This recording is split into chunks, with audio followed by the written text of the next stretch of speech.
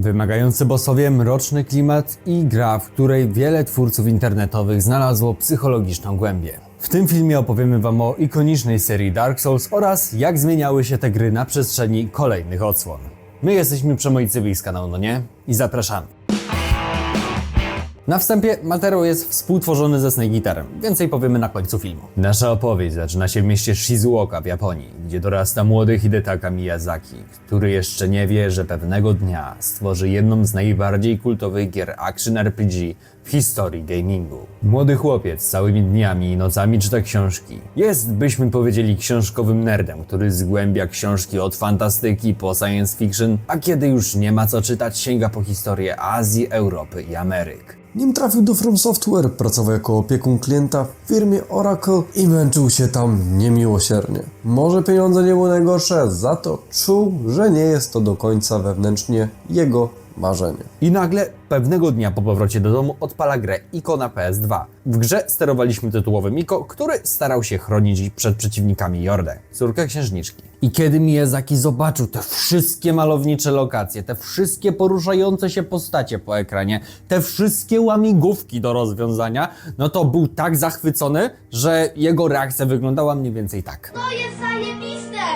Szybko pożegnał się z Oracle i postanowił tworzyć gry. Miał tylko jeden problem, mianowicie brak doświadczenia. W pewnym momencie trafia do From Software, japońskiego studia założonego w 1986 roku. W tamtym czasie było nieduże studiem znanym z serii Armored Core i dość niszową serią Kingsfield.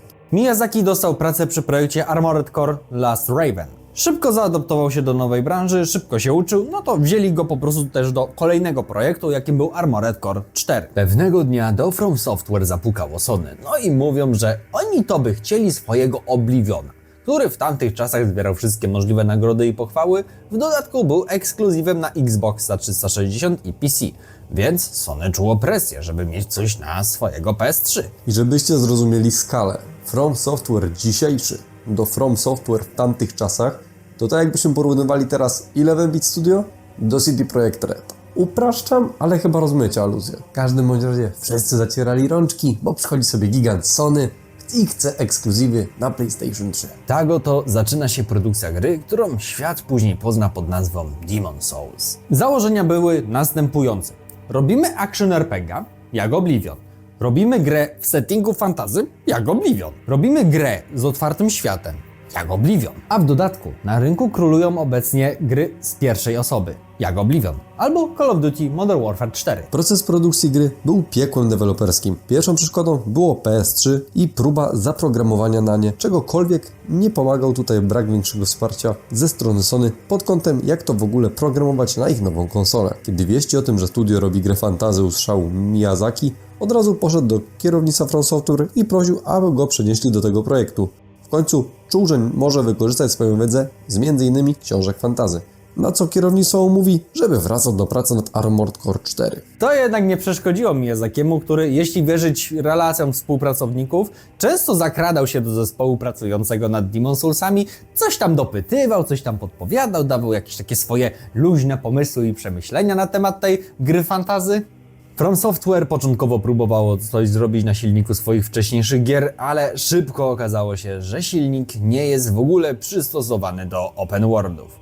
Sytuacja robiła się coraz bardziej napięta, terminy się przedłużały, a entuzjazm wokół gry coraz bardziej podupadał. Kiedy już zarówno Sony, jak i From Software mieli kancelować projekt, Miyazaki głośno oznajmił, że on to weźmie na siebie. Siedział długimi nocami nad tym projektem. Wyrzucił sporo rzeczy do kosza i ogólnie zaczął robić grę po swojemu. Jedną z rzeczy, które musiał naprawdę wywalczyć, to to, aby kamera była z trzeciej osoby. Ruch ten argumentował tym, że zza plecu bohatera będzie można przedstawić bardziej dynamiczne starcie z przeciwnikami, na co wszyscy wokół, od szefostwa From Software do szefostwa Sony, pukali się w głowę: no przecież wszyscy robią gry w pierwszej osobie, to my też musimy. Miyazaki oczywiście dalej robił swoje.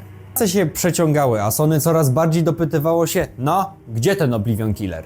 Ktoś mu tam z From Software pomagał, ale bardzo szybko zaczął być izolowany od reszty na życzenie kierownictwa, które wolało już wtedy skasować i zaorać całkowicie ten projekt i zająć się kolejnym Armored Core'em, żeby jakkolwiek odrobić koszty stracone podczas produkcji tejże gry. Kiedy gra została pokazana na targach E3 w 2008 roku, wielu recenzentów krytykowało grę za wysoki poziom trudności, bo pierwszego bossa nie mogli pokonać oraz że postacie mają dziwne, wydłużone twarze. Raczej traktowano to jako wersję beta, a nie coś, co miało mieć niedługo premierę. Początkowo Demon's Souls zostało zjechane równo przez krytyków i graczy, a Sony zdecydowało się nie wydawać gry poza Japonię, chcąc jakkolwiek ograniczyć straty.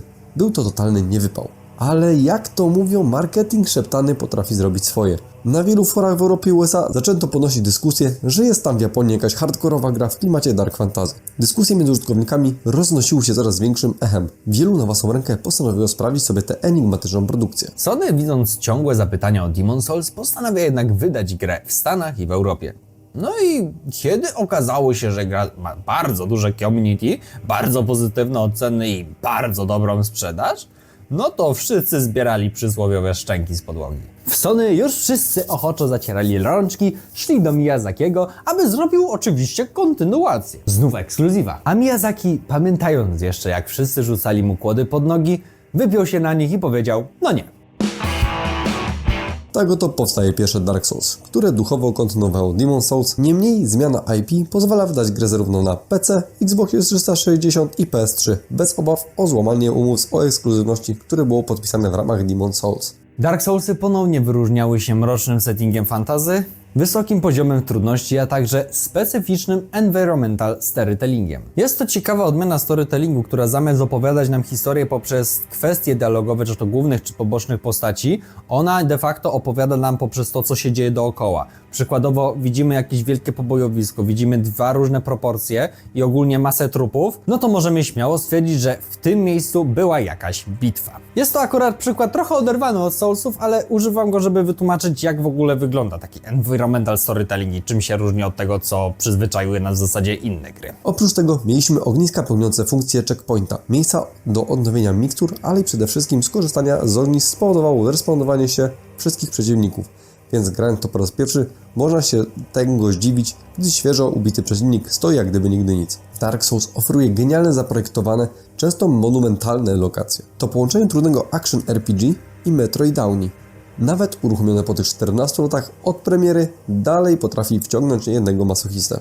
Przez swój unikalny poziom trudności gra zebrała wokół siebie ogromną rzeszę fanów, którzy często w internecie piszą swoje felietony zahaczające o psychologię, sens życia, a dla niektórych są wyznacznikiem, do którego gaming powinien dążyć. Dark Souls jest wymagające, ale sprawiedliwe. Nie jest to kwestia źle zbalansowanych bossów czy coś takiego. To kiedy przegrywasz, to nie napis game over, a moment kiedy postanowisz rzucić to wszystko w cholery, a twój pad lub klawiatura wyleci przez okno.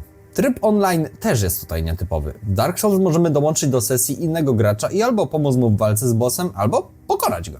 Jednak poza aspektem rywalizacji online daje też inny profil. Gracz ze sprawnym okiem szybko znajdzie notatki pozostawione przez graczy lub twórców, dzięki czemu o wiele łatwiej będzie mu pokonać kolejnego bossa.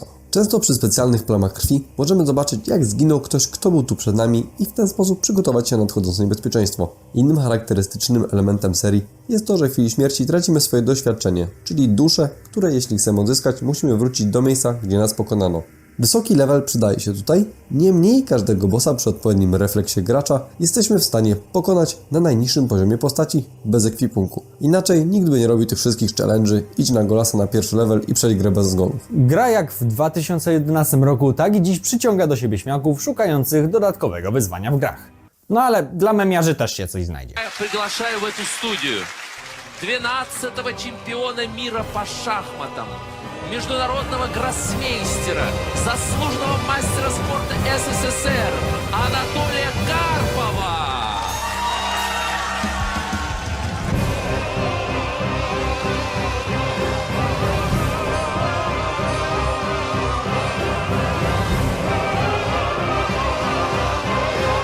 Gra została przyjęta bardzo pozytywnie, dostając na przykład Metacritics oceny oscylujące w około 8,10 i 9 na 10, a studio nabrało wiatr w żagle i zwiększyło rozpoznawalność. Rok później premier miało Prepare to Die Edition, która zawiera podstawkę oraz DLC. Ogromny sukces From Software i Miyazakiego przyczynił się do powstania kontynuacji. Na sequel fani musieli poczekać aż do 2014 roku, który jako jedyna część serii nie był robiony przez Miyazakiego. Ten w tym czasie pracował nad Bloodborne'em, który był ekskluzywem na PS4. Cóż, szybko się z tym Sony pogodzili. Do Dark Souls 2 został oddelegowany mniejszy zespół wewnątrz From Software i widać, że ta gra jest najbardziej inna ze wszystkich Soulsborne'ów. Jedną ze zmian jest zwiększenie maksymalnego poziomu postaci. W jedynce był to 711 poziom, w Dark Souls 2 maksimum wynosi 802. Oprócz tego otrzymaliśmy bardziej dokładne animacje, nie tylko postaci, ale i broni, ich wyważenie, więcej pancerzy, no i oczywiście kolejnych bossów do skopania tyłków. Oczywiście skopania nam tych tyłków. Jedną z nowych mechanik jest klątwa, która sprawia, że za każdym razem, gdy umieramy, nasz pasek zdrowia kurczy się maksymalnie do 50%, chyba że znajdziemy specjalny pierścień, który zablokuje to na 75%. Oczywiście każdy fan Soulsów powie, że w tych grach chodzi o to, by nie umierać, jednak ta mechanika jest już naprawdę hardkorowa i o czym wspomnę potem, podzieliła graczy. Tak samo jak mechanika adaptacji. Gra była krytykowana przede wszystkim za nudne walki z bossami, które w stosunku do pierwszych Soulsów w większości były regresem, a niektóre modele różniły się tym, że mamy golema z czerwonym płomieniem w środku, a w DLC mamy z niebieskim. Innym elementem, który kulał, było często źle zrobione hitboxy, przez co pomimo odskoczenia kilometr dalej, ten jeden maciupeńki piksel sprawił, że jednak dostawaliśmy obrażenia. I zaraz ktoś mi będzie krzyczeć, że właśnie dlatego Soulsy są trudniejsze i w ogóle to się nie znam. Dobra, ale jest pewna granica między tym wymagającym, ale satysfakcjonującym poziomem trudności, a tym, że po prostu coś jest źle zrobione, jak hitboxy, które po prostu nie zależą od twojego skilla, czy dostosowania do okoliczności, tylko od tego, czy akurat może tutaj zahaczy, a może nie zahaczy o ten jeden piksel, który tutaj wychodzi.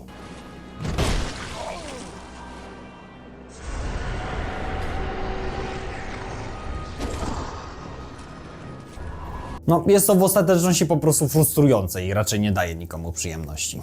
Czekam na komentarz w stylu, a mi się podobało się. Gra mimo wszystko zyskała bardzo pozytywne noty zarówno od recenzentów, jak i większości graczy. Na Metacritics obie grupy oceniły ją jako mocne 9 na 10. Ogólnie w tej odsłonie pojawia się masa mechanik, które albo nie pojawią się nigdy więcej, albo zostały przebudowane nie do poznania. Była to gra potrzebna przede wszystkim dlatego, żeby zobaczyć, co w ogóle fani oczekują od tego gatunku. Myślę, że najlepiej oddają to słowa Kishaka. Dark Soulsy 2 nie było nam potrzebne, nie było zrobione w odpowiedniej formie, nie było wręcz humanitarne, ale finalnie dało nam świetne podłoże, by zobaczyć, jakie elementy się sprawdzają w tych grach, a jakie elementy się w tych grach nie sprawdzają. Bardzo często trzeba zobaczyć na dwie strony medalu. Faktycznie z Dark Soulsami 2 tak było, w nich była ogromna, ale to ogromna ilość ciekawych projektów. Gra doczekała się 3 DLC, nowymi bossami, pancerzami i broniami, a w 2015 roku wyszła również taka zbiorcza edycja Solar of the First Sin. Jak mówiłem, w tym samym roku premierę ma Bloodborne, ale z racji, że tutaj skupiamy się tylko na historii Dark Soulsów, no to na razie omijam ten temat. Jeżeli pod tym filmem będzie 300 łapek w górę, no to będzie to dla nas jasny sygnał, żeby przygotować historię From Software od ich powstania aż do dzisiaj, uwzględniając wszystkie gry, od tych niszowych do tych najbardziej popularnych dzisiaj jak Elden Ring i tak dalej. 2014 rok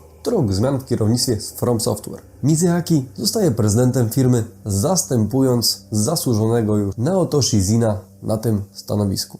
From Software, podobnie jak Paradox, swojego dyrektora generalnego nazywa właśnie prezydentem. Kolejną i ostatnią odsłoną trylogii jest Dark Souls 3, które według opinii wielu fanów jest tą najprostszą odsłoną z całej serii. Co nie zmienia faktu, że przeciwnicy w tej odsłonie są dużo bardziej agresywni niż wcześniej i mają więcej następujących po sobie serii ataków. Jedną ze zmian względem poprzedników jest to, że teraz zamiast limitu rzucania czarów mamy pasek many, który odnawia się podobnie jak stamina, gdy nie wprowadzamy ataku. Gra oprócz prowadzenia nowych lokacji często wraca też do tych, które widzieliśmy w jedynce. Dalej jest unikalny dla tej gry mroczny klimat, wymieszany z gotykiem, podniosłą chóralną muzyką i twoimi flakami. Pierwsze godziny są w tej grze bardzo wprowadzające, pewnie wynikało z tego, że From Software chciało ułatwić zabawę tym, którzy wcześniej nie grali w Soulsy. Jednak im dalej w las, tym oczywiście więcej zgonów i odzyskiwania swoich dusz. I w sumie był to dosyć ciekawy ruch, bo z jednej strony byli w stanie sprzedać więcej kopii, nawet takim totalnym laikom, a to, że w którymś momencie ktoś się spłakał i nie grał dalej, no to cóż, no, jego strata, oni już mają kasy, jakby nie patrzeć. Oprócz tego to dalej fenomenalne walki z bossami, na które znajdziemy mniej marudzenia niż chociażby na tych z drugiej części. Dark Souls 3 według wielu fanów doprowadziło format gry do perfekcji, zostawiając lub poprawiając działające mechaniki z poprzednich odsłon. W kolejnych 2 latach dostajemy 2 DLC, jeden z nich jest Ashes of Ariandel. Daje on kolejnych bossów i przynosi nas w nową, mroźną lokację. Oprócz tego dostajemy nowy tryb areny PvP zwanej Hollow Arena, gdzie mogliśmy się zmierzyć z innymi graczami. Rok później dostaliśmy drugie i ostatnie rozszerzenie The Ringed City. Jest to nowa mini-kampania, w której udajemy się w pogoń za rycerzem niewolnikiem Gaelem, szukającym mrocznej duszy człowieczeństwa. Trafimy oczywiście do kolejnej zupełnie nowej lokacji, gdzie czekają na nas kolejne wyzwania i zgony.